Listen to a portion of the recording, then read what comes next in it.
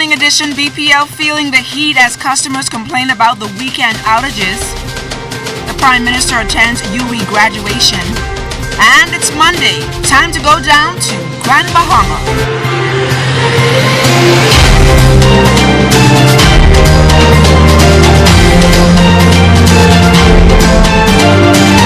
Good morning and welcome to the Morning Edition. I'm LaDawn Davis. This morning we opened this newscast with sad news of the passing of entertainer Devon MD's Knight.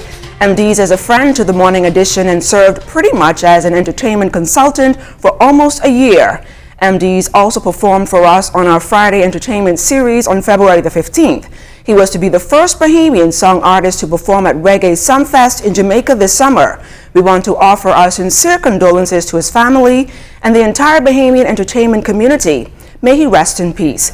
This weekend was a real scorcher, so let's take a look at how weather is shaping up with our scorching weatherman, Basil Dean. Hi, Basil. Good morning, LaDawn. We're going to get you started with a shot of our tower cam overlooking the Paradise Island area, and it's just picking up some cirrus clouds there. But as we go to our satellite picture, we would see that we have a little trough across the extreme northwest Bahamas, right across Abaco and Grand Bahama. That will fire up some showers and thunderstorms over that part of the country. Elsewhere, high pressure will remain in control. We'll tell you all about that later in the newscast. But outside of our studios, we have partly cloudy skies, temperature 82 degrees, relative humidity 78%, south-southeast winds at 4 miles per hour, the barometric pressure 1,017.6 millibars, that's 30.02 inches, and it is steady. Temperatures around the islands this morning: Marsh Harbor 80 degrees, 80 also in Green Toll Key and Freeport, the Berry Islands 82, Allenstown, Bimini 82, 81 in Harbor Island, Rock Sound 80 degrees, 81 in Otterstown, Cat Island,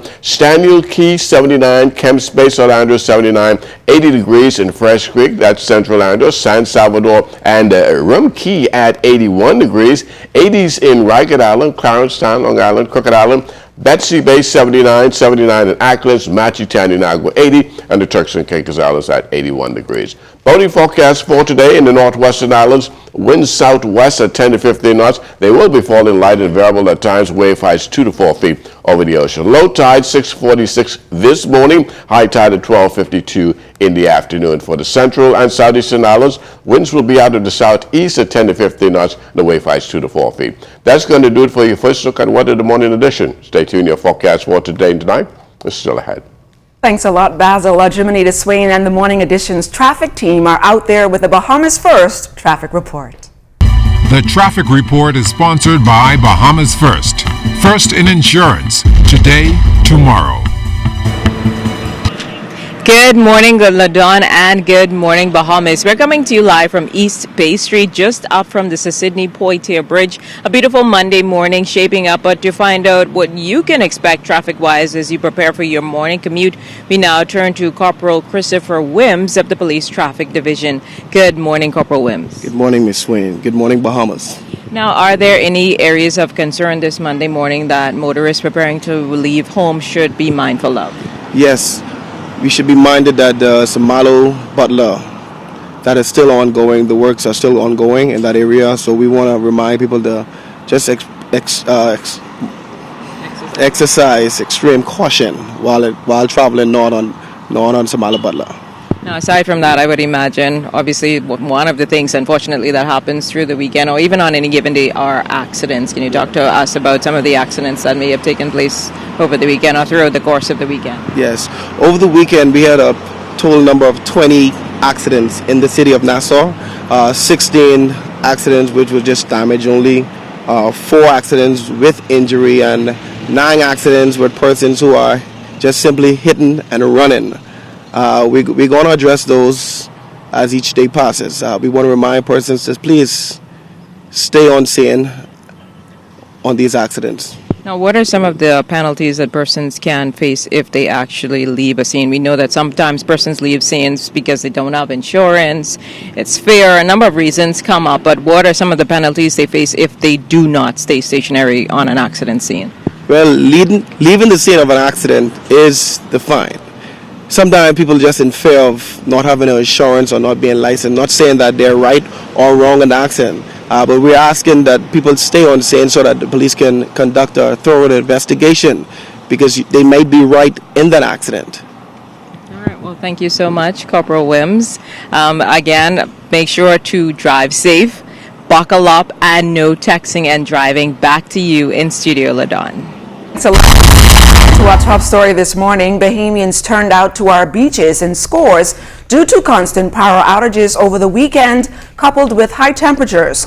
Bahamas Power and Light Company Limited confirmed that the temporary failure of 2 of its generating assets over the weekend caused the load shedding here in New Providence, extending the times and multiplying the number of outages experienced across the island. One of the assets that failed was returned to service by Sunday afternoon, with work proceeding to bring the other asset back online as quickly as possible. Load shedding in New Providence began on Wednesday, June 19th, as a result of problems experienced with its generating assets at the Blue Hills Power Station. Simultaneously, and as a result of increasing temperatures, customer demand on the network in New Providence spiked over the preceding days. The loss of generation coupled with the increase in demand resulted in a shortfall of generation and the need for load shedding. PPL is holding a press conference later this morning to further explain those outages. Reminiscing on his graduation from medical school 39 years ago, Prime Minister the Most Honorable Dr. Hubert Minnis congratulated the new University of the West Indies School of Clinical Medicine and Research class of 2019. As a noted gynecologist, Prime Minister Minnis advised the graduates to consider offering their expertise to residents in the Family Islands. All of our major islands have the necessary communications technologies for commercial needs and personal needs, like entertainment and the use of social media. Land on which to build a home is typically less expensive on the Family Islands than in New Providence. Many of our islands have good primary and high schools and have good environments on which to raise children.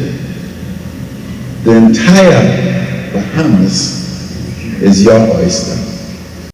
30 new registered and clinical nurses receiving further training during a workshop hosted by the Department of Public Health recently. Nursing supervisor for the new district of New Providence, Gina Dean, says the workshop is just one way to make the newly graduated nurses more aware of their responsibilities while catering to the needs of all patients. We make sure that they are aware of what we expect from them, but also what they can expect from us.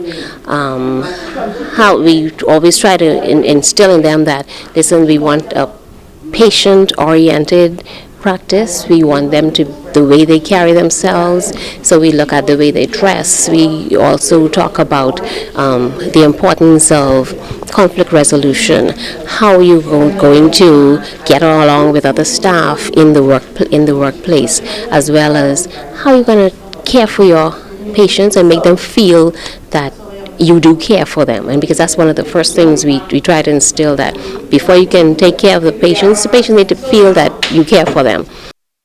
Teachers and students at the C.R. Walker Senior High School giving back to one of their own in a tangible way. Recently, they made a monetary donation on the school's campus to 10th grade student Mark Wilkinson, who is battling a rare skin disease. Mark's mother, Denicia Roll, told ZNS News that while it has been difficult financially to get Mark the treatment he needs, she is grateful to all who have made monetary donations and later gave us an update on his medical condition. He's back on the antibiotics along with the natural products. But like I say, it's really slow. And, I really appreciate Anna and Alexis. They're really working with Mark. And like I say, and I took him to another doctor, and this doctor has Mark on a strict diet. Mark can't have nothing other than salad and a piece of chicken and maybe a little piece of fish. And he's saying that he's going to do surgery. And when we come back, let's go to Grand Bahama and check in with our Northern Service. All that and more when the Morning Edition comes right back.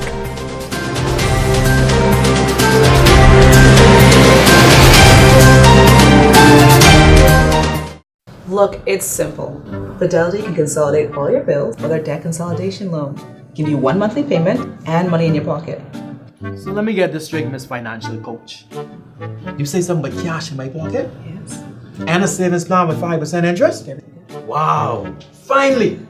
A bank that's looking out for me! What you want me to sign? That's not all. We also offer competitive interest rates and free financial coaching. Miss Fidelity, you ain't hear me. Where do I sign? Explore the world of agriculture with us. Join me, your host, Carla Palmer, for continued adventures in agriculture and the marine environment as we head into Season 2 of the program, Agriculture Now. That's Agriculture Now, moving to a new date and time, Wednesdays at 8 p.m. and Saturdays at 9 a.m., right here on the ZNS Television Network. Bahamas, are you ready? It's the 46th anniversary of independence. It all kicks off with the official launch of National Pride Day, Friday, July 5th, 10 a.m. to 1 p.m. in Rawson and Parliament Squares. Then it's the 46th anniversary celebration, ecumenical service cultural show, and fireworks display. Tuesday, July 9th at Clifford Park. It all starts at 8 p.m. On Wednesday, July 10th. Join us at 1 a.m. on Bay Street for the People's Love and Unity Rush.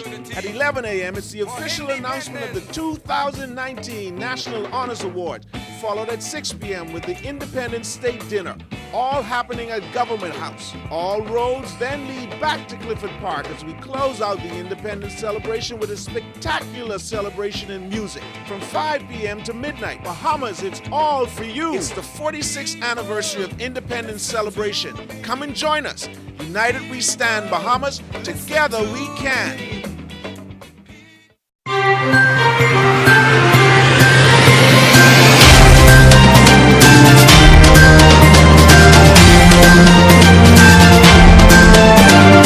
I watch the traffic report on the morning edition so I can get to work faster.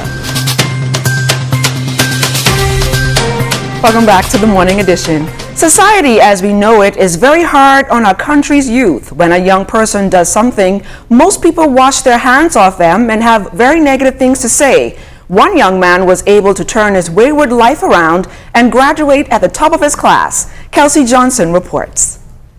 I never thought I would have ever got the chance to go off to school. Shacked in a two-bedroom house on Ida Street with no running water, little to no electricity, an inoperable fridge and stove, substandard bathrooms, while walking on a hard, cold concrete floor.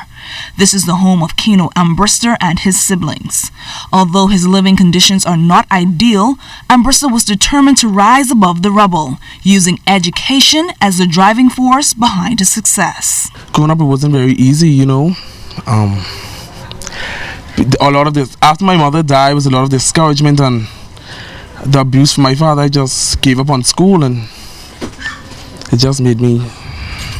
I wasn't thinking that education was the key, you know, but then I said I wanted a difference, because if I listened to my elder cousins who are now in prison, who was telling me that school ain't making no sense, you ain't get no money from school, you see where we living now, so I had to change. That change meant losing friends and even family members in some cases. Ambrister, who is the seventh of 9 children, is a twin. He reflected on the days growing up, especially after the death of his mom and when he started declining academically. Grade 7, I met some new friends and I wanted to be popular, so I began fighting to have a name around the school, and my first GPA I think was a 1.9, and I left Hebrew Roberts as a prefect. I don't remember my last GPA, and the 1 points were continuous. Despite his many setbacks, including a drive-by shooting while studying, Ambrister was able to graduate this summer from R. M. Bailey Senior High School with honors.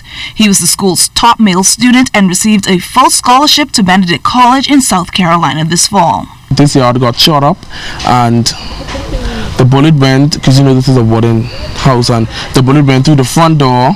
My cousin slept in the front room at the time, and the bullet went about 2 inches above him, straight into my uncle's house above my next cousin, who slept in his bed above him, and stopped to the end, almost entering our house by the gas tank.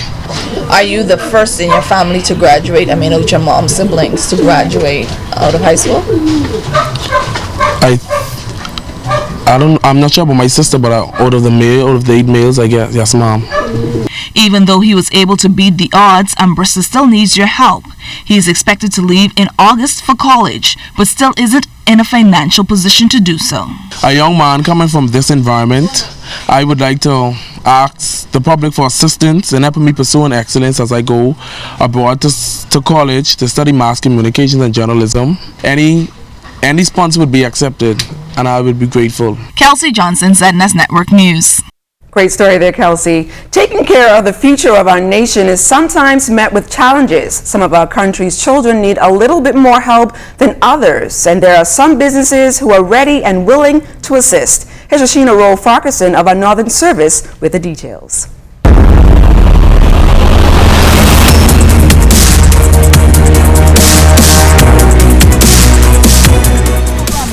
Is a promise kept. That, according to CEO of LNet Maritime Agency Albert Hepburn. He says it was just 1 year ago when he made the announcement that his winnings from the 2018 Grand Bahama Power Boat Race would be donated to the Grand Bahama Children's Home. However, those funds were never paid by the organizers until this past Saturday. After about almost a year, the association decided to do the boat race again. When they did the boat race, when they advertised the event, I got on the telephone with their sponsors, with my legal team, and their sponsors saw things from my perspective and had a nice, friendly meeting with them and advised them, listen, we'll support your initiative going forward. However, you have to make right what you did wrong last year.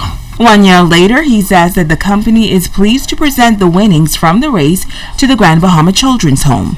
The young entrepreneur shares why supporting these vulnerable children was important to him and why it is everyone's responsibility. Some people say, okay, when I get rich, I'll do this.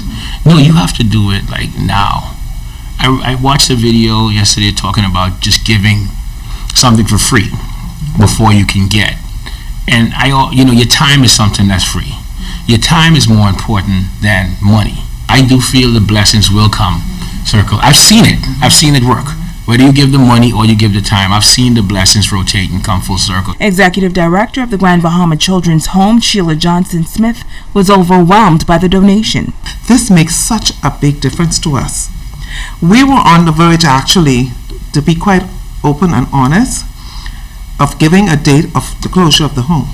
That's how desperate we were. I don't think the Bahamian public understand. You have 2 children at home you have to take care of, and it's a struggle. Can you imagine 29? The $10,000 check was presented by Hepburn's son, Ellison Hepburn, on behalf of LNet Maritime Agency. Shashina Rowe-Farquharson, ZNS Network News. Good job, Shashina. We're going to turn things over to our Jimanita Swain to give us some details on the upcoming CTLPA conference. Jimanita? Thanks, LaDawn. After making its tours in the Caribbean, the 22nd Annual Caribbean Tertiary Level Personnel Association Conference will be held here in the Bahamas this week. Our conference guest this morning is President Roger Bent. Welcome to the morning edition. Thank you. It's my pleasure. So tell us a little bit about the CTLPA. What is it all about? CTLPA is the Caribbean Association for tertiary level professionals. And what is it? It's really a group of educators who work in the tertiary space, emphasis in the support sector or the support services.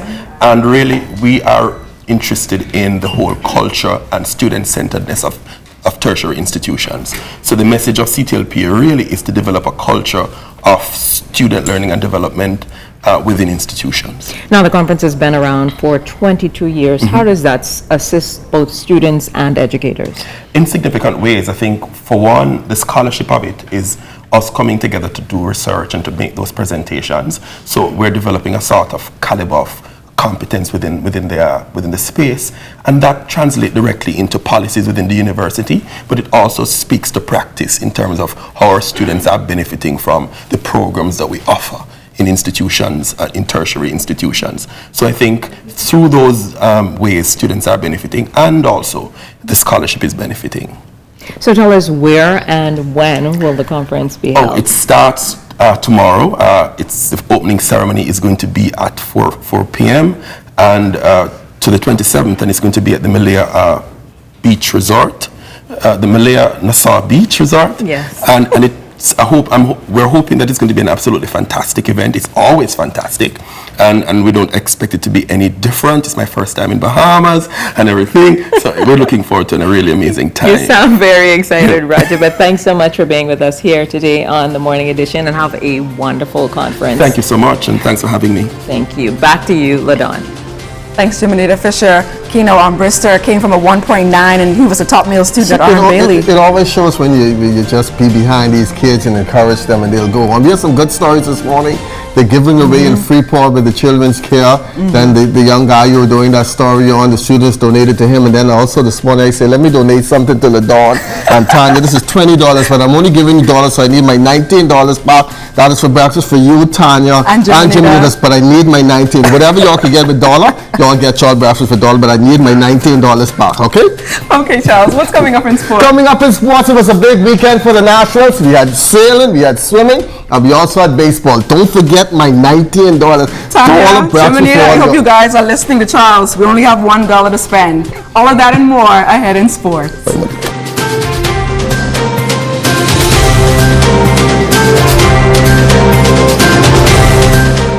This is a PSA from We Buy, You Sell. The protection of your businesses, homes, and families is very important. We Buy, You Sell offers the best in hurricane impact windows and doors designed to withstand all categories of hurricanes, with prices beating our competitors by up to 50%. We also specialize in porcelain, mosaic, and plank tiles. We Buy, You Sell. Located at number 163 Robinson Road. Call 677-2856 or 324-6427. We Buy, You Sell. Come and see us today.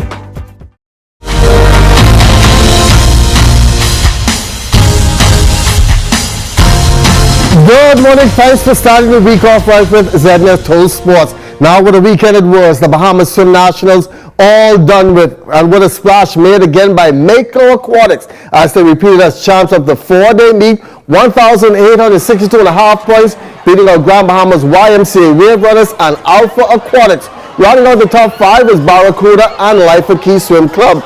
Mako held the lead from day one and never looked back as the team had a total team effort with most of their collegiate athletes returning home to compete. Head coach Giovanni McPhee on a job well done. Yeah, the first one was good. This one was great, man. You know, the kids prepared. Straight after last Nationals, we got into it for the summer, and second Pete was was on our mind. They came together. Props to the seniors. Who came home and really represented for Mako. They showed a good motivation for the younger kids. Great job. You see them celebrating. They deserve this, man. Junior Baseball League of Nassau, they are the Bahamas Baseball Association's under-12 champions, returned home from Eleuthera last night after winning the title 11-1 over Grand Bahama Little League. Legacy won the bronze 9-2 over Eleuthera. JBLN coach Javier Boak spoke to ZNet Sports on the return to the capital. The tournament was a tightly contested tournament. We made a few adjustments from the 12U tournament that happened earlier in the year. And the team performed very well. We had a secret weapon for Grand Bahama that they never saw before in the name of Bohan Ali, and also So we did some things. We showed them somebody they saw before in Alex Ines, and they were no match for Alex. And today they were particularly overmatched today. So the team performed very well. I was proud with the execution and everything today, and we came out successful. Not much breeze on the weekend at the Bahamas Sailing Association Opti Junior Nationals in Montague Bay, but that didn't stop Joshua Weech, who was a guest on the Morning Edition last week, getting the trifecta, 3-time champion. You just have to just think positive, and once you stay positive and keep your eyes on the prize, you can achieve what you want. Really good sailing. We have a light wind, about 5 to 8 knots, I'd say. But yeah, it's really good sailing. I'm really proud with myself. I think I've done really well. Now that's not it for the Nationals. The Bahamas Lawn Tennis Association's Junior Nationals will continue this weekend over at the National Tennis Center, so make sure to go on down and check that out. That's going to do it for Sports Monday. Thanks for watching.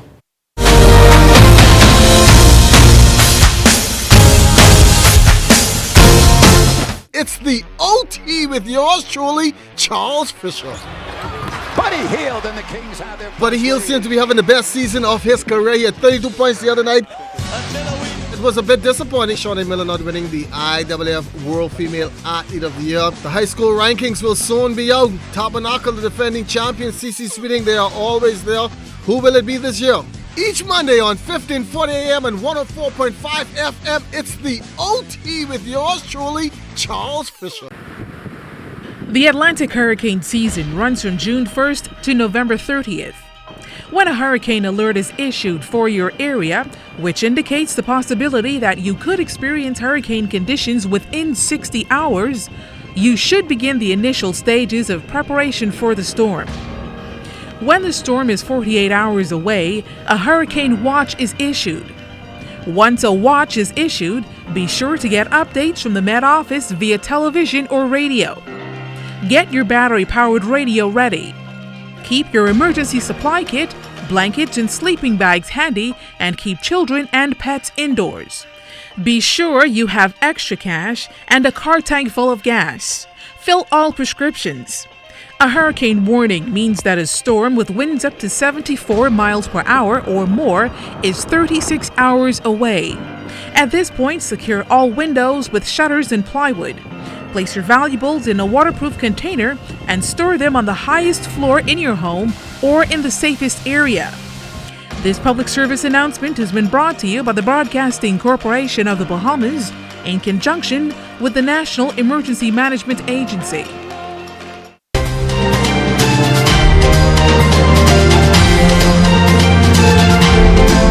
In our final look at weather, we're now 24 days into the tropical cyclone season and nothing is happening out there in the tropics. And that's primarily because we continue to have that strong upper level sharing. And we also now have that Sahara dust being advected all the way into the southeast Bahamas, and that's keeping the lid on those developments. As we take a look at our satellite picture, have a little mid-level troughing across the extreme northwest Bahamas. That will fire up some showers and thunderstorms around North Abaco and the Grand Bahama area today, some of which could be heavy at times. Elsewhere throughout the islands, we're looking for more stable conditions, but very hot and humid over the next couple of days.